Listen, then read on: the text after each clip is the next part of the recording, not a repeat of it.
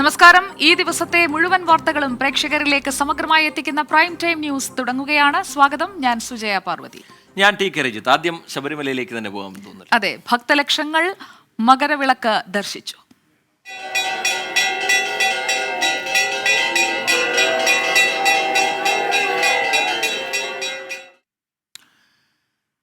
പൊന്നമ്പലമേട്ടിൽ മകരവിളക്ക് ദർശിച്ച് ഭക്തലക്ഷങ്ങൾ. 6:30 തിരുവാഭരണം ചാർത്തിയുള്ള ദീപാരാധനയ്ക്ക് ശേഷമായിരുന്നു പൊന്നമ്പലമേട്ടിലെ മകരവിളക്ക് ദർശനം.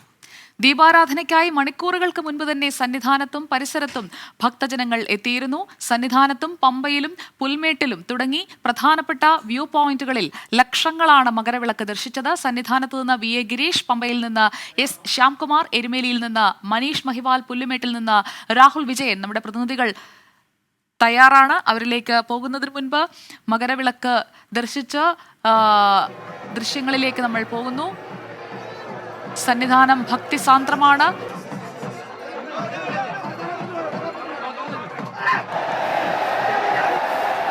മൂന്ന് തവണയാണ് മകരവിളക്ക് തെളിഞ്ഞത്. ദർശന പുണ്യം നേടിയിരിക്കുകയാണ് ഭക്ത ലക്ഷങ്ങൾ. സന്നിധാനത്ത് വലിയ ഭക്തജന തിരക്കാണ് അനുഭവപ്പെട്ടത്.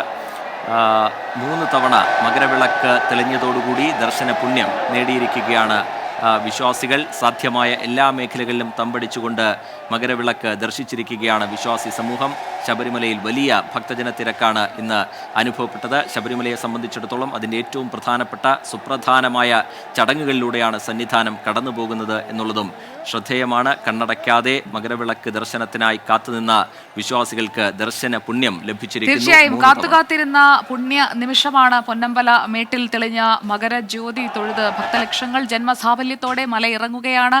നമുക്ക് നമ്മുടെ പ്രതിനിധികളിലേക്ക് പോകാം. പമ്പയിൽ നിന്ന് ഇപ്പോൾ എസ് ശ്യാംകുമാർ തയ്യാറാണ്. ശ്യാംകുമാർ, മകരവിളക്ക് പ്രമാണിച്ച് എല്ലായിടങ്ങളിലും നിയന്ത്രണങ്ങൾ ഏർപ്പെടുത്തിയിരുന്നു. ലക്ഷങ്ങളാണ് മകരവിളക്ക് ദർശനത്തിനായി കാത്തുനിന്നത്. ഭക്തരെ പമ്പയിൽ നിന്ന് കടത്തിവിട്ടു തുടങ്ങിയോ?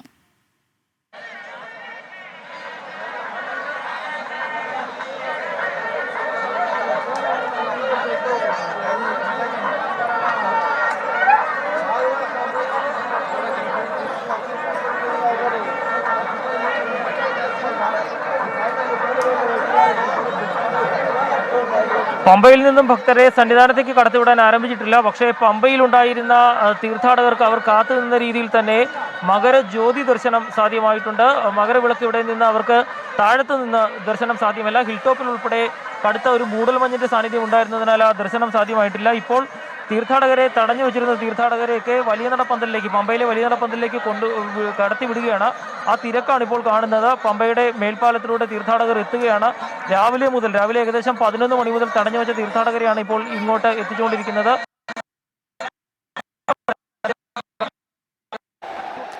പമ്പയിൽ നിന്ന് എസ് ശ്യാംകുമാർ ആണ് വിവരങ്ങൾ നൽകിയത്.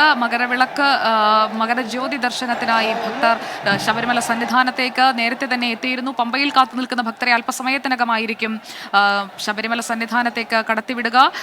ശ്രീകോവിലിൽ തിരുവാഭരണ വിഭൂഷിതനായ ശബരീശന് ദീപാരാധന നടന്ന ശേഷം 6:46 പൊന്നമ്പലമേട്ടിൽ മകരവിളക്ക് തെളിഞ്ഞത്. നിമിഷങ്ങളുടെ വ്യത്യാസത്തിൽ 2 തവണ കൂടി മകരവിളക്ക് തെളിഞ്ഞു. അതോടെ പൂങ്കാവനം, ശബരിമല സന്നിധാനം ഭക്തിയുടെ നിർവൃതിയിലേക്ക് നീങ്ങുകയായിരുന്നു. ശരണപാത പിന്നിട്ട് തിരുവാഭരണ ഘോഷയാത്ര വൈകിട്ടോടുകൂടിയാണ് സന്നിധാനത്തേക്ക് എത്തിയത്. തിരുവാഭരണം ചാർത്തിയുള്ള ദീപാരാധനയോടുകൂടി സന്നിധാനം ഭക്തിയുടെ പാരമ്യത്തിലേക്ക് എത്തുന്നതാണ് നമ്മൾ കണ്ടത്. പൊന്നമ്പലമേട്ടിൽ ജ്യോതി തെളിഞ്ഞപ്പോൾ ആയിരങ്ങളുടെ കണ്ഠങ്ങളിൽ നിന്ന് ഒരേ സമയം ഉയർന്ന ശരണം വിളി ശബരിമല അയ്യപ്പനുള്ള ആരതിയായി മാറുകയായിരുന്നു. പൊന്നമ്പല വാസന്റെ മണ്ണിലും വിണ്ണിലും മകരവിളക്കിന്റെ പുണ്യം നിറയുന്ന നിമിഷങ്ങളിലൂടെയാണ് നമ്മൾ കടന്നുപോയത്. മകരജ്യോതി കാണാവുന്ന സ്ഥലങ്ങളിലെല്ലാം ഭക്തരെ കൊണ്ട് നിറഞ്ഞിരുന്നു. നേരത്തെ ശ്യാം സൂചിപ്പിച്ചതുപോലെ പമ്പയിൽ നിന്ന് മകരജ്യോതി ദർശിക്കാൻ കഴിഞ്ഞു. പക്ഷേ മകരവിളക്ക് തെളിയുന്ന നിമിഷം അത് അവർക്ക് കാണാൻ കഴിഞ്ഞില്ല. സന്നിധാനത്തും പരിസരത്തും മാത്രമായി 1,00,000-ലധികം പേരായിരുന്നു തമ്പടിച്ചിരുന്നത്. തിരുവാഭരണ ഘോഷയാത്ര സന്നിധാനത്ത് തന്ത്രി കണ്ഠരര് രാജീവര്, മേൽശാന്തി കെ ജയരാമൻ നമ്പൂതിരി എന്നിവർ ചേർന്നാണ് ശ്രീകോവിലിലേക്ക് ഏറ്റുവാങ്ങിയത്. അതിനുശേഷമാണ് ദീപാരാധന നടന്നത്. നമുക്കൊപ്പം ഇപ്പോൾ വി എ ഗിരീഷ് തയ്യാറാണ്. റിജിത്ത്. വി എ ഗിരീഷ് സന്നിധാനത്ത് നിന്നാണ് നമുക്കൊപ്പം ചേരുന്നത്. ഗിരീഷ്, ഭക്തലക്ഷങ്ങൾ മകരജ്യോതി ദർശിച്ചുകൊണ്ട് ദർശന പുണ്യം നേടിയിരിക്കുന്നു. വലിയ രീതിയിലുള്ള തിരക്ക് അവിടെ അനുഭവപ്പെടുന്നുണ്ട്. എന്താണ് സന്നിധാനത്ത് നിന്ന് പങ്കുവയ്ക്കാൻ കഴിയുന്ന കാഴ്ചകൾ? ശ്രീജിത്ത്, എന്തിനു വേണ്ടിയിട്ടാണോ ഇത്രയും നാൾ ഈ അയ്യപ്പ ഭക്തർ കാത്തിരുന്നത്, അല്ലെങ്കിൽ എന്തൊക്കെ കഷ്ടപ്പാടുകൾ സഹിച്ചാണോ അവർ ഈ സന്നിധാനത്ത് പരിസരത്തും ഒക്കെയായി തമ്പടിച്ചിരുന്നത്, ആ മകര ജ്യോതി ദർശിക്കാൻ കഴിഞ്ഞതിൻ്റെ സന്തോഷത്തിലാണ് ശബരിമല സന്നിധാനത്തും പരിസരത്തുമുള്ള അയ്യപ്പ ഭക്തർ. ശബരിമല സന്നിധാനത്ത് അയ്യപ്പ ഭക്തർ നേരത്തെ തന്നെ തിങ്ങി നിറഞ്ഞിരുന്നു. അതോടൊപ്പം തന്നെ പൊന്നമ്പലമേട്ടിൽ മകരവിളക്ക് തെളിഞ്ഞപ്പോൾ സന്നിധാനവും പരിസരവും ശരണം വിളികളാൽ മുഖരിതമാകുന്ന ഒരു ഏറ്റവും ഭക്തിസാന്ദ്രമായ ഒരു സാഹചര്യം തന്നെയാണ് ശബരിമലയിൽ ഉണ്ടായത്. കാരണം വളരെ ദിവസങ്ങൾക്ക് മുമ്പേ, അല്ലെങ്കിൽ കുറച്ച് നാളുകൾക്ക് മുമ്പേ തന്നെ ഈ ഒരു മകരവിളക്ക് ദർശനത്തിന് വേണ്ടി ശബരിമലയിൽ എത്തിയവരാണ് ഇന്ന് ഇവിടെ ഉണ്ടായിരുന്ന ഭക്തരിൽ വളരെ കൂടുതലും. ഇതര സംസ്ഥാനങ്ങളിൽ നിന്നും കേരളത്തിൽ നിന്നും രാജ്യത്തിനും പുറത്തു നിന്നുമൊക്കെയായി 1.5 ലക്ഷത്തോളം ഭക്തർ ശബരിമലയിലും പരിസരത്തും കേന്ദ്രീകരിച്ചു എന്നാണ് ദേവസ്വം ബോർഡിൻ്റെ തന്നെ വിലയിരുത്തൽ. ഒരു ഘട്ടത്തിൽ ഈ ഭക്തർ ഇത്തരത്തിൽ വളരെ വലിയ തിരക്കുണ്ടാകുന്നത് കൂടുതൽ എന്തെങ്കിലും ആശങ്ക സൃഷ്ടിക്കുമോ എന്നൊക്കെ ദേവസ്വം ബോർഡും പോലീസും ഒക്കെ ഭയന്ന് ഭക്തരെ നിയന്ത്രിക്കേണ്ടി വരുന്ന, പലയിടത്തായി ഭക്തരെ നിയന്ത്രിക്കേണ്ടി വരുന്ന ഒരു സാഹചര്യം പോലും ഉണ്ടായിരുന്നു. ഏതായാലും ഈ ദേവസ്വം ബോർഡിൻ്റെയും അതോടൊപ്പം തന്നെ വിവിധ സർക്കാർ വകുപ്പുകളുടെയും ഒക്കെ സജ്ജീകരണങ്ങൾ ഭക്തർക്ക് വലിയ തരത്തിലുള്ള സന്തോഷമാണ് ഇപ്പോൾ പകർന്നു നൽകിയിരിക്കുന്നത്. കാരണം ഇവരെല്ലാം നേരത്തെ പറഞ്ഞ പോലെ തന്നെ ഇവരെല്ലാം കാത്തു നിന്നത് ഈ മകരവിളക്ക് ദർശനത്തിന് വേണ്ടി മാത്രമാണ്. ഇപ്പോഴും ശബരിമലയിൽ വലിയ തരത്തിലുള്ള ഭക്തജന തിരക്ക് അനുഭവപ്പെടുന്നുണ്ട്. ഇപ്പോൾ നമ്മൾ കാണുന്നത് ഈ ശബരിമല ഫ്ലൈ ഓവറിലൊക്കെ അയ്യപ്പ ദർശനത്തിനായി ക്യൂ നിൽക്കുന്ന ഭക്തരെയാണ്. ഇപ്പോൾ തിരുവാഭരണം ചാർത്തിയുള്ള അയ്യപ്പനെ കാണാൻ വേണ്ടിയുള്ള ഒരു തിരക്കാണ് ഈ ശബരിമലയിൽ അനുഭവപ്പെടുന്നത്. പരിസരത്ത് ശബരിമല സന്നിധാനത്തും പരിസരത്തും നേരത്തെ കേന്ദ്രീകരിച്ചവരാകട്ടെ മകരവിളക്ക് ദർശനത്തിന് ശേഷം തിരികെ അവരുടെ നാടുകളിലേക്ക് പോകാനുള്ള ഒരു തിരക്കിലാണ്. അതുകൊണ്ട് തന്നെ ഈ തിരക്ക് മുൻകൂട്ടി കണ്ടുകൊണ്ട് പോലീസ് ആവശ്യമായ ക്രമീകരണങ്ങളൊക്കെ ചെയ്തിരുന്നു. കാരണം 2 വഴികൾ കൂടി ക്രമീകരിച്ച് 2 വഴികളിൽ കൂടി മാത്രം ഈ ഭക്തരെ കടത്തിവിടുന്ന, അതായത് ഒരേ ദിശയിൽ മാത്രം സഞ്ചരിക്കാൻ പറ്റുന്ന 2 വഴികളാണ് ഇത്തരത്തിൽ സജ്ജീകരിച്ചിരിക്കുന്നത്. അതുകൊണ്ട് തന്നെ ഓരോ ഭക്തരെയും ഇടവിട്ട് ഓരോ ചെറു സംഘങ്ങളായിട്ടാണ് ഇപ്പോൾ പോലീസ് ഇവിടെ നിന്നും തിരിച്ച് പമ്പയിലേക്ക് കടത്തിവിടുന്നത് 2 വഴികളിൽ കൂടി. കാരണം അധികം തിരക്കുണ്ടാകാതിരിക്കാനുള്ള ഒരു സജ്ജീകരണമാണ് ഇപ്പോൾ പോലീസും ഫയർഫോഴ്സും എല്ലാം ചേർന്ന് ഏറ്റെടുത്തിരിക്കുന്നത്. ഏതായാലും ഭക്തർക്കും അതോടൊപ്പം തന്നെ ദേവസ്വം ബോർഡിനും ഒരുപോലെ സന്തോഷം പകരുന്ന ഒരു സന്ദർഭം. 2-3 വർഷത്തിന് ശേഷം പൂർണ്ണമായ തോതിൽ നടക്കുന്ന ഒരു ശബരിമല തീർത്ഥാടനം. ഈ തീർത്ഥാടനത്തിൻ്റെ ഏറ്റവും പ്രധാനപ്പെട്ട ദിവസം മകരവിളക്ക് ദിവസത്തിൽ എല്ലാ ഭക്തർക്കും മകരവിളക്ക് ദർശനം ഒരുക്കാനുള്ള സാഹചര്യം ഉണ്ടാക്കാൻ കഴിഞ്ഞു എന്ന് തന്നെയാണ് ദേവസ്വം ബോർഡിൻ്റെ വിശ്വാസം. അതോടൊപ്പം തന്നെ ഇത്തരത്തിൽ തങ്ങൾ ഇത്ര നാൾ വ്രതമെടുത്ത് കാത്തിരുന്നത് എന്തിനു വേണ്ടിയിട്ടാണോ ആ മകരവിളക്ക് ദർശിക്കാൻ കഴിഞ്ഞതിൻ്റെ സന്തോഷത്തിലും ആഹ്ലാദത്തിലും ഒക്കെയാണ്, ഭക്തിയിലുമൊക്കെയാണ് ഇപ്പോൾ അയ്യപ്പ ഭക്തർ.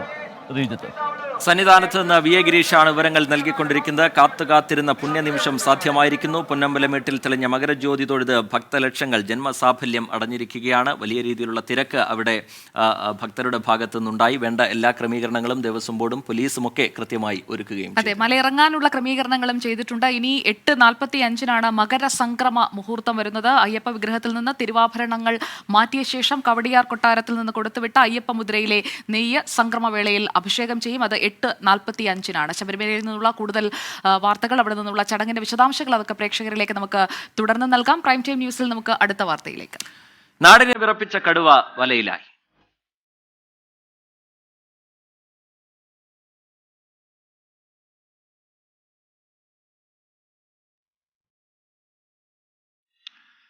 വയനാട് മാനന്തവാടി പുതുശ്ശേരിയിൽ കർഷകന്റെ ജീവനെടുത്ത കടുവയെ പിടികൂടി. പടിഞ്ഞാറേത്തറ നടമ്മല്ലെ ജനവാസ കേന്ദ്രത്തിൽ നിന്നാണ് കടുവയെ മയക്കുവെടിവെച്ച് പിടികൂടിയത്.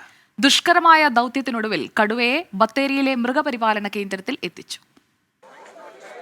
പുതുശ്ശേരിയിൽ രാവിലെ മുതൽ വനംവകുപ്പ് സംഘം തെരച്ചിൽ തുടങ്ങി. കടുവ കാട് കയറിയിട്ടുണ്ടാകില്ലെന്ന് ഉറപ്പിച്ചു. അതിനിടെ 20 കിലോമീറ്റർ മാറി നടമലിൽ കടുവാ സാന്നിധ്യം സ്ഥിരീകരിച്ചു. RRTയും മയക്കുവെടി സംഘവും കടുവയെ വളഞ്ഞു. പിന്നാലെ മയക്കുവെടി വെച്ച് വാഹനത്തിലേക്ക് മാറ്റി. പുതുശ്ശേരിയിൽ കർഷകന്റെ ജീവനെടുത്ത കടുവയാണ് പിടിയിലായതെന്ന് വനം വകുപ്പ് സംഘം സ്ഥിരീകരിച്ചു. അതെ പക്മാർക്ക് ആദ്യം തന്നെ നമുക്ക് കിട്ടിയിരുന്നു. പക്മാർക്ക് 2 സ്ഥലത്തുനിന്നും ഒരേ സൈസിലുള്ള പക്മാർക്കാണ് നമുക്ക് കിട്ടിയിരിക്കുന്നത്. അത് വെച്ചിട്ട് തന്നെയാണ് നമ്മൾ ഫസ്റ്റ് ഓഫ് ഓൾ ഒരു അസംഷനിലേക്ക് എത്തിയിരിക്കുന്നത്. അവിടെ നിന്നുള്ള ദൂരവും ആ ഒരു ഭാഗത്ത് ഉള്ള ദൂരവും ഇന്നലെ പക്മാർക്കിൻ്റെ കയറിപ്പോയ ഡയറക്ഷനും ഒക്കെ ഏകദേശം സാമ്യമായിട്ടായിരുന്നു വന്നിരുന്നത്. 10 വയസ്സാണെന്നാണ് പ്രാഥമികമായിട്ട് കണ്ടതിൽ ഡോക്ടർ അറിയിച്ചിരിക്കുന്നത്. 10 വയസ്സാണ്, 10 വയസ്സുള്ള മെയിലാണെന്നാണ് അറിയിച്ചിരിക്കുന്നത്. 10 വയസ്സ് പ്രായമുള്ള ആൺകടുവയെ മെഡിക്കൽ സംഘം വിശദമായി പരിശോധിക്കും. അതേസമയം കടുവാ ആക്രമണത്തിൽ കൊല്ലപ്പെട്ട തോമസിന്റെ മൃതദേഹം സംസ്കരിച്ചു. പുതുശ്ശേരി സെന്റ് തോമസ് ദേവാലയത്തിലായിരുന്നു ചടങ്ങുകൾ. 24 വയനാട്. 3 ദിവസം നീണ്ട കടുവാ ഭീതിക്ക് അറുതിയായതിന്റെ ആശ്വാസത്തിലാണ് വനപാലകരും പ്രദേശവാസികളും. ഒരു നാടിനെ ആകെ മുൾമുനയിൽ നിർത്തിയ ദൗത്യം വനപാലകരെ സംബന്ധിച്ച് ദുഷ്കരമായിരുന്നു. വനംവകുപ്പ് ജീവനക്കാർക്ക് നേരെ പ്രതിഷേധത്തിനൊടുവിൽ പ്രശംസയുമായി എത്തുന്ന കാഴ്ചകളും ഇന്ന് വയനാട് സാക്ഷ്യം വഹിച്ചു. പുതുശ്ശേരിയിൽ ആക്രമണം നടത്തിയ കടുവയെ കണ്ടെത്താൻ വനപാലകർ രാവിലെ തന്നെ തെരച്ചിൽ ആരംഭിച്ചു.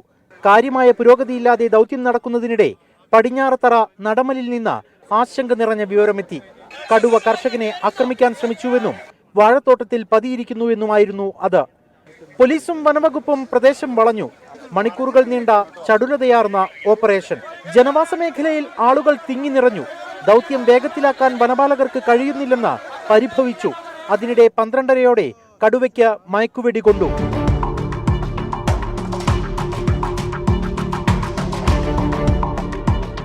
വെടികൊണ്ട കടുവ വീണ്ടും ജനവാസ മേഖലയിലേക്ക്.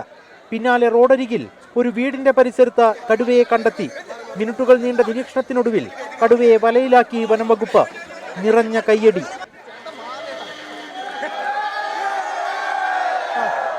നിങ്ങളുടെ ഭാഗത്തുനിന്ന് പൂർണ്ണമായിട്ട് സഹകരിച്ചുണ്ടായിട്ടുണ്ട്.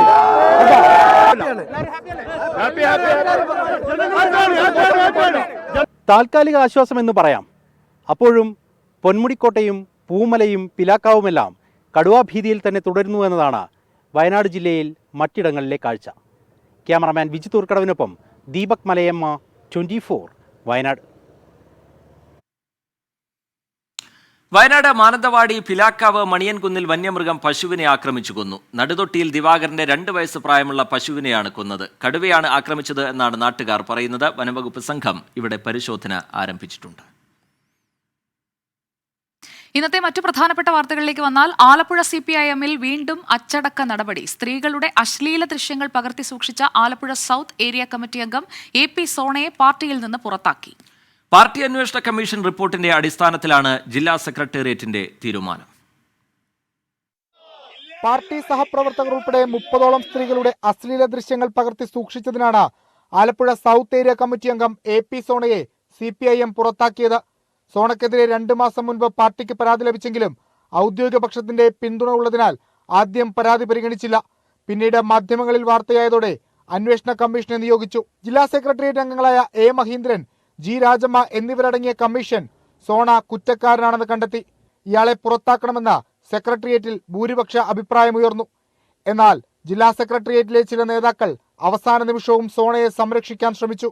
അശ്ലീല ദൃശ്യങ്ങൾ പ്രചരിക്കുന്നുവെന്ന് പറയുന്നതല്ലാതെ ദൃശ്യങ്ങളുണ്ടോ എന്നും അവർ ചോദിച്ചു. പിന്നീട് പാർട്ടി ഓഫീസിലെ കമ്പ്യൂട്ടറിൽ ദൃശ്യങ്ങൾ കണ്ട് ബോധ്യപ്പെട്ട ശേഷമാണ് അന്തിമ തീരുമാനത്തിലേക്ക് എത്തിയത്. ഷാനവാസിനെ പുറത്താക്കണമെന്ന ആവശ്യം ജില്ലാ സെക്രട്ടേറിയറ്റ് തള്ളിയതും സോണയെ പുറത്താക്കിയതും ഔദ്യോഗിക പക്ഷത്തിനേറ്റ കനത്ത തിരിച്ചടിയാണ്. വിഷ്ണു സുരേഷ്, 24 ആലപ്പുഴ. കുട്ടനാട്ടിലെ വിഭാഗീയതയിൽ CPIM ആലപ്പുഴ ജില്ലാ സെക്രട്ടറി R നാസറിനെതിരെ സെക്രട്ടേറിയറ്റിൽ വിമർശനമുയർന്നു. കുട്ടനാട്ടിലെ CPIM പ്രവർത്തകരുടെ പരാതികൾ കൈകാര്യം ചെയ്തതിൽ വീഴ്ച എന്നാണ് ഒരു വിഭാഗം നേതാക്കൾ ആരോപിക്കുന്നത്. പരാതി നൽകിയവരെ അധിക്ഷേപിച്ചുവെന്നും പരാതികൾ ഗൗരവത്തോടെ കണ്ടില്ല എന്നും വിമർശനമുണ്ട്. Manu C Pulikkal, KS Babujan, H Salam എന്നിവരാണ് വിമർശനം ഉയർത്തിയത്. പോകേണ്ടവർ പുറത്തു പോകട്ടെ എന്ന നിലപാട് പാടില്ലെന്ന് മന്ത്രി സജി ചെറിയാൻ വ്യക്തമാക്കി. ലഹരിക്കടത്ത് കേസിൽ ആരോപണ വിധേയനായ A ഷാനവാസിനെതിരെയുള്ള അന്വേഷണ റിപ്പോർട്ട് ഉടൻ സമർപ്പിക്കണമെന്ന് മന്ത്രി സജി ചെറിയാൻ ആവശ്യപ്പെട്ടു. സംസ്ഥാന സെക്രട്ടേറിയറ്റ് അംഗങ്ങളുടെ നേതൃത്വത്തിലായിരുന്നു യോഗം. പ്രൈം ടൈം ന്യൂസ് തുടരുന്നു. TK കോട്ടിട്ടുണ്ടല്ലോ, ഈ കോട്ട് ഇപ്പോൾ വലിയ പ്രശ്നമാണ്. അതെ, നേതാക്കളുടെ പ്രതികരണം അത്തരത്തിലാണ്. KPCC യോഗത്തിൽ ഉയർന്ന വിമർശനമൊന്നും ഫലം കണ്ടിട്ടില്ല എന്ന് വ്യക്തമാക്കുന്ന തരത്തിലുള്ള വിവാദം തുടരുകയാണ്. അതെ ഇന്നും കണ്ടു. ചെന്നിത്തലയ്ക്ക് മറുപടിയുമായി ശശി തരൂർ.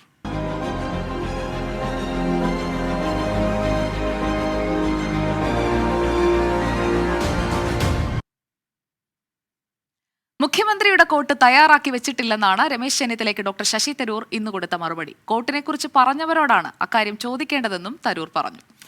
അതേസമയം NSS പിന്തുണച്ചതോടെ തരൂരിന്റെ രാഷ്ട്രീയ ഭാവി തീർന്നെന്ന് വെള്ളാപ്പള്ളി നടേശൻ പരിഹസിച്ചു. മുഖ്യമന്ത്രിയുടെ കോട്ട് തയ്പ്പിച്ചു വച്ചവർ ഊരിവെക്കണമെന്ന രമേശ് ചെന്നിത്തലയുടെ പ്രസ്താവനയ്ക്ക് ശശി തരൂരിന്റെ മറുപടി. താൻ മുഖ്യമന്ത്രി കോട്ട് തയ്പ്പിച്ചിട്ടില്ല. പറയുന്നവരോട് തന്നെ അക്കാര്യം ചോദിക്കണം. ആരെന്തു പറഞ്ഞാലും പ്രശ്നമില്ല. നാട്ടുകാർ തന്നെ കാണാൻ ആഗ്രഹിക്കുന്നതുകൊണ്ടാണ് കേരളത്തിൽ കൂടുതൽ പരിപാടികളിൽ പങ്കെടുക്കാൻ ക്ഷണം ലഭിക്കുന്നത്. നാട്ടുകാർക്ക് എന്നെ കാണുന്ന ആവശ്യമുണ്ടെങ്കിൽ എൻ്റെ സമയം എനിക്ക് ഉപയോഗിക്കുന്ന പോലെ ഞാൻ പിന്നെ സ്റ്റാഫിൻ്റെ ഒപ്പം ഇരുന്ന് അവരോടൊപ്പം കൺസൾട്ട് ചെയ്തിട്ട് എന്തൊക്കെയാണ് നമുക്ക് ചെയ്യാൻ സാധിക്കുക, എപ്പോഴാണ് സമയം കൊടുക്കുക, അതൊക്കെ നോക്കിയിട്ട് ചെയ്യും. അത്രയേ ഉള്ളൂ. നോക്കൂ, നമ്മൾ എല്ലാ രാഷ്ട്രീയക്കാരും ചെയ്യുന്നതാണ്. ഞാൻ വലിയൊരു സ്പെഷ്യലായിട്ട് കാണുന്നില്ല. ശശി തരൂരിനെ പരിഹസിച്ച് SNDP യോഗം ജനറൽ സെക്രട്ടറി വെള്ളാപ്പള്ളി നടേശൻ. ഈ തറവാട് നായരായി എന്നത് നമുക്ക് സ്വകാര്യ സംഭാഷണത്തിൽ പലതും പറയാമെങ്കിലും പബ്ലിക്കായിട്ട് ആ തരൂരിൻ്റെ രാഷ്ട്രീയ ഭാവി അതോടുകൂടി തീർന്നില്ലേ? ഈ കാലത്തിൽ 15% നായർ വോട്ട് ചെയ്ത് ഈ തരൂർ ജയിക്കുക. ഇവിടെ ബാക്കി എത്രയോ വിഭാഗങ്ങൾ പുറത്തു കിടക്കുന്നത്. NSS ക്ഷണിച്ചതിനാൽ പോയി പ്രസംഗിച്ചുവെന്നും കൂടുതൽ പ്രതികരിക്കാനില്ലെന്നും തരൂർ. അതേസമയം സംസ്ഥാന കോൺഗ്രസിൽ തരൂരിന് ഇടം നൽകണമെന്ന് KS ശബരിനാഥൻ ആവശ്യപ്പെട്ടു. 24 കണ്ണൂർ. സംസ്ഥാനത്തെ ടെക്നിക്കൽ വിദ്യാലയങ്ങളിൽ ആയുധ നിർമ്മാണമുണ്ടെന്ന പോലീസ് റിപ്പോർട്ടിൽ ജാഗ്രതാ നിർദ്ദേശവുമായി സാങ്കേതിക വിദ്യാഭ്യാസ ഡയറക്ടർ. ലാബ് പ്രവർത്തനങ്ങളിൽ കൃത്യമായ നിരീക്ഷണവും പ്രത്യേക ശ്രദ്ധയും വേണമെന്നാണ് സ്ഥാപന മേധാവിമാർക്കുള്ള നിർദ്ദേശം. തിരുവനന്തപുരം ധനുവച്ചപുരം ITIയുമായി ബന്ധപ്പെട്ടുയർന്ന പരാതിക്ക് പിന്നാലെ പോലീസ് നടത്തിയ അന്വേഷണത്തിലാണ് ഞെട്ടിക്കുന്ന കണ്ടെത്തലുകൾ ഉള്ളത്. ധനുവച്ചപുരം ITIയിലെ ലാബിൽ വിദ്യാർത്ഥികൾ ആയുധങ്ങൾ നിർമ്മിക്കുന്നുവെന്ന പരാതിയും ദൃശ്യങ്ങളും പുറത്തുവന്നത് 6 മാസങ്ങൾക്ക് മുൻപ്. തുടർന്ന് നടത്തിയ അന്വേഷണത്തിലാണ് ഞെട്ടിക്കുന്ന വിവരങ്ങൾ പോലീസ് ഇന്റലിജൻസ് വിഭാഗം കണ്ടെത്തിയത്. ടെക്നിക്കൽ വിദ്യാലയങ്ങളിൽ ലാബുകളുടെ മറവിൽ ആയുധ നിർമ്മാണം നടക്കുന്നുണ്ടെന്ന് സ്ഥിരീകരിച്ച ഇന്റലിജൻസ് ADGP സർക്കാരിന് റിപ്പോർട്ട് നൽകി. പിന്നാലെയാണ് വിദ്യാഭ്യാസ സ്ഥാപനങ്ങൾക്ക് സാങ്കേതിക വിദ്യാഭ്യാസ ഡയറക്ടറുടെ ജാഗ്രതാ നിർദ്ദേശം. വിദ്യാലയങ്ങളിൽ പ്രത്യേക നിരീക്ഷണം ഉറപ്പാക്കണമെന്നും ലാബുകളുടെ പ്രവർത്തനം സംബന്ധിച്ച് സ്ഥാപന മേധാവികൾക്ക് കൃത്യമായ ധാരണ വേണമെന്നും സാങ്കേതിക വിദ്യാഭ്യാസ ഡയറക്ടറേറ്റ് പുറത്തിറക്കിയ സർക്കുലറിൽ പറയുന്നു. വിദ്യാലയങ്ങളിലെ ആയുധ നിർമ്മാണം അപകടകരമായ സാഹചര്യമെന്ന് കേന്ദ്രമന്ത്രി V. മുരളീധരൻ പ്രതികരിച്ചു. കേരളത്തിൽ ഞാൻ നേരത്തെ പറഞ്ഞല്ലോ, വളരെ അപകടകരമായിട്ടുള്ള ഒരു സാഹചര്യം, ആ സാഹചര്യമാണ് ഉള്ളത് എന്ന് പലതവണ ആവർത്തിച്ച് പറഞ്ഞിട്ടും സർക്കാരിൻ്റെ ഭാഗത്ത് നിന്ന് അത് തടയാനാവശ്യമായിട്ടുള്ള നടപടികൾ വേണ്ടത്ര ഒരു കർശനമായിട്ടുള്ള രീതിയിൽ ഉണ്ടാകുന്നില്ല. 24 തിരുവനന്തപുരം.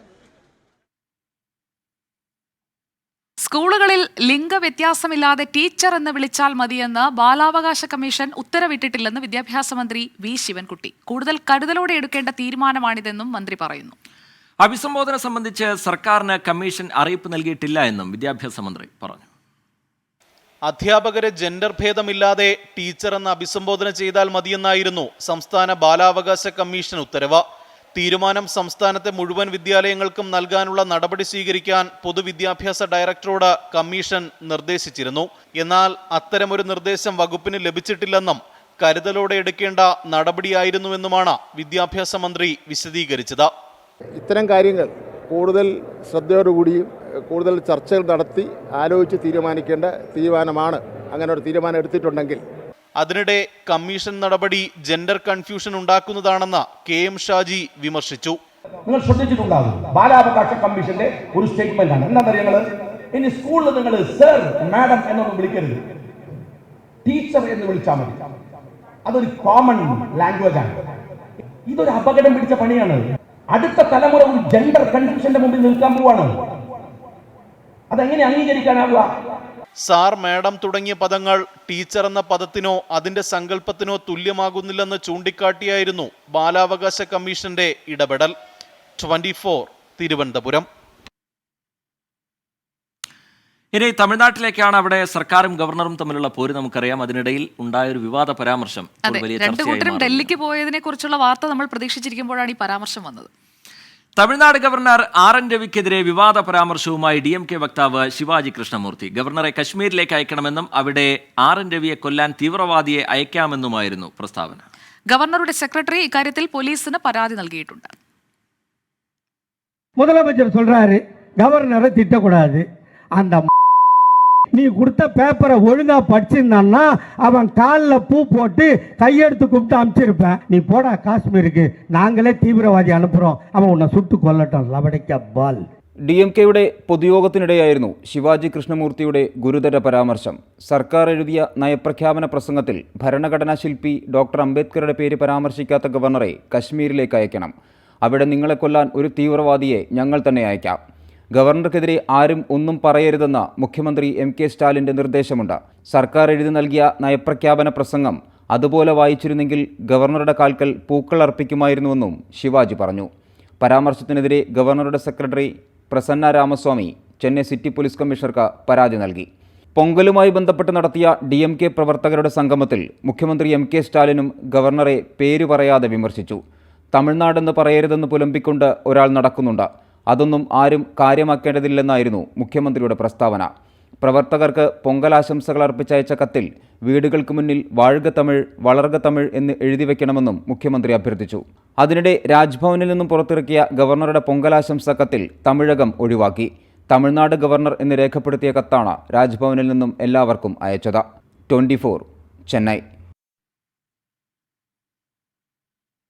ഇനി തൃശൂരിലേക്കാണ്. തൃശൂർ അടാട്ടെ ഫ്ളാറ്റിൽ അഭിഭാഷകയുടെ മൃതദേഹം അഴുകിയ നിലയിൽ കണ്ടെത്തി. തൃപ്രയാർ നാട്ടിക സ്വദേശി നമിത ശോഭനയാണ് മരിച്ചത്. അടാട്ട് പഞ്ചായത്തിലെ തങ്കം റെസിഡൻസി ഫ്ളാറ്റിലെ ശുചിമുറിയിലാണ് മൃതദേഹം കണ്ടെത്തിയത്. ചൊവ്വാഴ്ചയാണ് നമിതയെ കാണാതായത്. നാട്ടിക സ്വദേശിയായ അഡ്വക്കേറ്റ് നമിത ശോഭന തൃശൂർ പുഴക്കലിലെ തങ്കം റെസിഡൻസി എന്ന ഫ്ളാറ്റിൽ തനിച്ചാണ് താമസിച്ചിരുന്നത്. ഇക്കഴിഞ്ഞ 9-ാം തീയതി ഓഫീസിൽ നിന്നും ശാരീരിക അസ്വസ്ഥതയുണ്ടെന്ന് സഹപ്രവർത്തകരോട് പറഞ്ഞ് മടങ്ങിയതാണ് നമിത. പിന്നീട് ഇവരുടെ വിവരമൊന്നും ലഭിക്കാതെ വന്നതോടെ സഹപ്രവർത്തകർ ഫോണിൽ ബന്ധപ്പെട്ടു. ഫോൺ എടുക്കാതെ വന്നതോടെ നേരിട്ട് അന്വേഷിക്കാൻ എത്തിയപ്പോഴാണ് ശുചിമുറിയിൽ മൃതദേഹം അഴുകിയ നിലയിൽ കണ്ടെത്തിയത്. മൃതദേഹത്തിന് ദിവസങ്ങളുടെ പഴക്കമുണ്ടെന്നാണ് സൂചന. പേരാമംഗലം പോലീസ് സ്ഥലത്തെത്തി ഇൻക്വസ്റ്റ് നടപടികൾ പൂർത്തിയാക്കി മൃതദേഹം തൃശൂർ മെഡിക്കൽ കോളേജിലേക്ക് പോസ്റ്റ്മോർട്ടത്തിനായി മാറ്റി. കേസിൽ അന്വേഷണം തുടരുകയാണെന്ന് പോലീസ് അറിയിച്ചു. 24 തൃശൂർ. ജോഷിമഠ് നഗരത്തിലെ 2 ഹോട്ടലുകളിൽ കൂടി വിള്ളൽ കണ്ടെത്തി. ISRO റിപ്പോർട്ട് ഉയർത്തിയ ആശങ്കയുടെ പശ്ചാത്തലത്തിൽ പരസ്യ പ്രതികരണങ്ങളിൽ നിന്നും സർക്കാർ ഏജൻസികളെ വിലക്കിയിട്ടുണ്ട്. മണ്ണിടിച്ചിലിൽ NTPCക്ക് പങ്കില്ലെന്ന് കേന്ദ്ര സർക്കാർ ആവർത്തിച്ചു. എന്നാൽ NTPCയുടെ പങ്കിനെക്കുറിച്ച് പരിശോധിക്കാൻ സംസ്ഥാന സർക്കാർ തീരുമാനിച്ചു. താഴ്വരയിലെ വീടുകൾ മുഴുവൻ വിജനമായി കഴിഞ്ഞു. നഗരത്തിലെ കടകൾക്കും ഓരോന്നായി ഷട്ടറുകൾ വീഴുകയാണ്.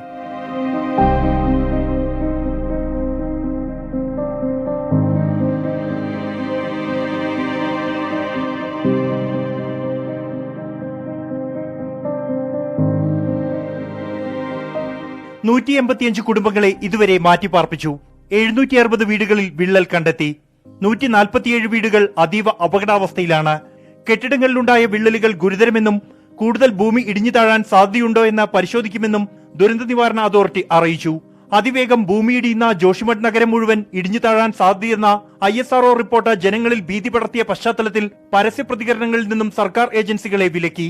ദേശീയ ദുരന്ത നിവാരണ അതോറിറ്റിയാണ് വിലക്കിയത്. നാഷണൽ റിമോട്ട് സെൻസിംഗ് സെന്ററിന്റെ സൈറ്റിൽ നിന്നും റിപ്പോർട്ട് നേരത്തെ നീക്കിയിരുന്നു. NTPCയുടെ തുരങ്ക നിർമ്മാണമല്ല ഭൂമിയിടിയാൻ കാരണമെന്ന കേന്ദ്ര ഊർജ്ജ മന്ത്രാലയം ആഭ്യന്തര മന്ത്രാലയത്തിന് കൈമാറിയ കത്തിൽ പറയുന്നു. എന്നാൽ ദുരന്തത്തിൽ NTPCയുടെ പങ്കുൾപ്പെടെ അന്വേഷിക്കാൻ സംസ്ഥാന സർക്കാർ തീരുമാനിച്ചു.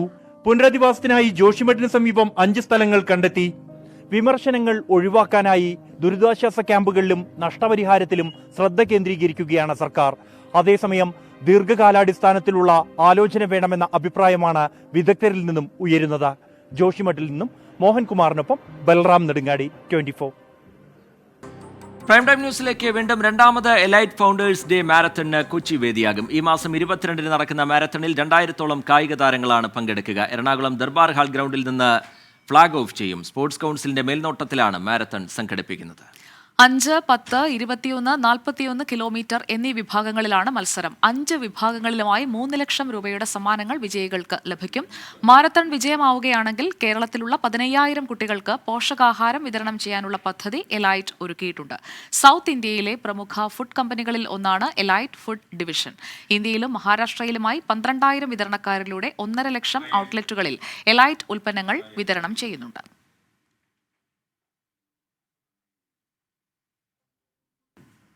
ഇന്നത്തെ പ്രൈം ടൈം ന്യൂസിന്റെ ഈവനിംഗ് എഡിഷൻ ഇവിടെ പൂർണ്ണമാവുകയാണ്.